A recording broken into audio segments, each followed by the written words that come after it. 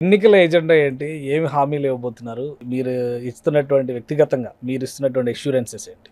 నేను ఎమ్మెల్సీగా అవకాశం కల్పిస్తే తప్పనిసరిగా ఈ రాష్ట్రంలో మొదటి 6 మాసాల్లోనే సిపిఎస్ విధానం రద్దయ్యే విధంగా మరి కృషి చేస్తా. రెండో అంశం ఏంటంటే ఈ రాష్ట్రంలో ఉద్యోగ ఉపాధ్యాయులందరికీ కూడా ఇప్పుడున్నటువంటి హెల్త్ స్కీమ్ పనిచేయట్లేదు. ఓకే. ఒక కొత్త హెల్త్ స్కీమ్ ఏ హాస్పిటల్ పోయినా కూడా మరి అది ₹1 కూడా మేము చెల్లించకుండా మాకు ట్రీట్మెంట్ ఇవ్వాలి. ఓకే. ఆ స్కీమ్ మాకు ఉచితంగా అవసరం లేదు. మేమే నెలకు 500 కాంట్రిబ్యూట్ చేస్తాం. ఇంకా మిగతాది ఏదైనా ఉంటే ప్రభుత్వం చేయాలనే ప్రతిపాదన మా సంఘాల నుంచి గత ప్రభుత్వానికే మనం ఇవ్వడం జరిగింది. కానీ అది ఆమోదం పొందలేదు. ఓకే. ప్రస్తుత ముఖ్యమంత్రి గారి ఆమోదం కోసం మొన్న అక్టోబర్ 24 నాడు జరిగిన మీటింగ్లో రేవంత్ రెడ్డి గారికి సూచన చేయడం జరిగింది. ఓకే.